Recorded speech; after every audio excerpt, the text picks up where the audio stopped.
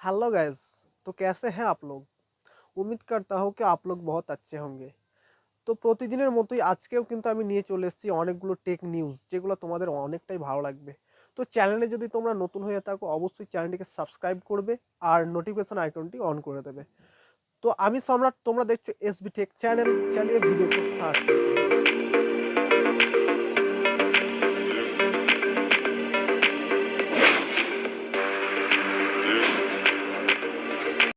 তো ভাই এখানে প্রথমেই যে আপডেটটা আমি নিয়ে চলে এসেছি সেটা হচ্ছে ওপো। ওপোর কিন্তু আমরা প্যাড দেখেছি, স্মার্টফোন দেখেছি, ওপোর হেডফোন দেখেছি, মোবাইল দেখেছি। তো ওপো কিন্তু এই প্রথম তাদের স্মার্ট ওয়াচ নিয়ে আসতে চলেছে।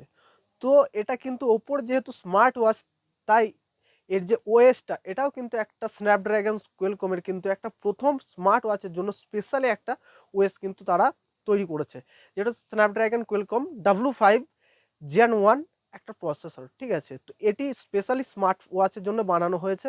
তো এটা প্রথম আসছে ওপোর স্মার্ট ওয়াচে। তো এই স্মার্ট ওয়াচের ডিটেলস আমি কিন্তু স্ক্রিনে দিয়ে দিচ্ছি, তোমরা দেখে নিতে পারবে। তো চলে আসবো পরের যে আপডেট, সেই আপডেট নিয়ে। তো ভাই এখানে পরবর্তী আপডেট যেটা হচ্ছে, ঠিক আছে, সেটা হচ্ছে iQOO 9T 5G India launch, ঠিক আছে। তো এই স্মার্টফোনটি লঞ্চ ডেট কিন্তু লিক হয়ে গেছে, তার সাথে প্রাইসও কিন্তু লিক হয়ে গেছে। তো এর প্রাইস অ্যারাউন্ড 55,000 রুপিস। আর এর যে লঞ্চ ডেট সেটা হবে তোমার 28 তারিখ জুলাই মাসের 28 জুলাই। আর এটা ফার্স্ট সেল হবে কিন্তু অ্যামাজনের তরফ থেকে 2 আগস্ট। জুলাই আগস্ট মাসের 2 তারিখে কিন্তু ফার্স্ট সেল হবে। তো তোমরা অবশ্যই কমেন্ট করে জানিও এই ফোনটার জন্য তোমরা কে কে ওয়েট করেছিলে।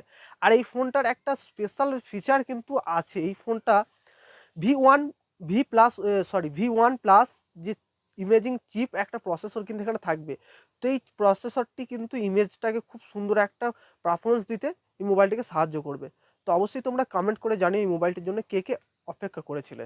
অ্যাসুসের তরফ থেকে Asus Zenfone 9, এই ফোনটার কিন্তু অনেকজনে কিন্তু ওয়েট করেছে, অপেক্ষা করেছে। তো ফাইনালি এই ফোনটির কিন্তু লঞ্চ ডেট কিন্তু জানা গিয়েছে। তো এই ফোনটি লঞ্চ হতে চলেছে 28 জুলাই, ঠিক আছে। জুলাই মাসের 28 তারিখে কিন্তু এই ফোনটি লঞ্চ হতে চলেছে।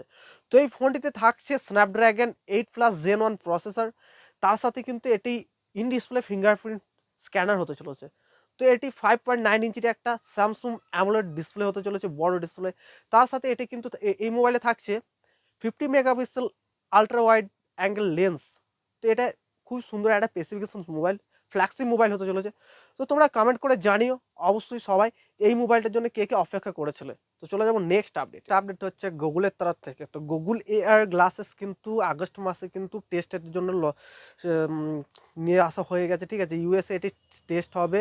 তো এআর গ্লাসেস একটা এমন একটা গ্লাস যেটা কিন্তু যে কোনো ল্যাঙ্গুয়েজকে ট্রান্সলেট করতে সামর্থ্য হবে, ঠিক আছে, এই গ্লাসটি। তো দেখা যাক এই গ্লাসটি ইন্ডিয়াতে কি আসে না, সেটা আমি তোমাদেরকে অবশ্যই জানাবো পরের ভিডিওতে। তো আজকের ভিডিওতে এই পর্যন্তই, দেখা হবে আবার পরের ভিডিওতে। আর ভিডিও যদি ভালো লাগে অবশ্যই লাইক করবে। আর ভিডিওটি দেখার জন্য অসংখ্য ধন্যবাদ। দেখা হবে পরের ভিডিওতে।